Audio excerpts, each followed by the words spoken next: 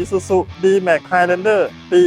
2013 Isuzu ตัวนี้นะครับจะเป็น Isuzu Double Cab หรือ 4 ประตูตัวนี้กันชนเราติดเพิ่มเติมให้แม็กนะครับจะเป็นแม็กดำดุยางจะเป็นสาย4 wheel ระบบพวงมาลัยจะเป็นพวงมาลัย3 ก้านนะครับผมแอร์จะเป็นแอร์มือหมุนปรับอุณหภูมิปรับรองเท้าหรือจะมาช่องนี้ปกติ CD เล่นได้ปกติบลูทูธ AUX ได้หมดครับแล้วก็รถคันนี้วิ่งที่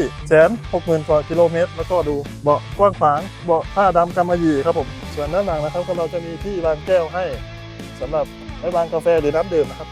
ส่วนเบาะด้านหลังกว้างนั่งสบาย3 ที่นั่งสบายนะครับผมแล้วก็จะมีที่พักแขน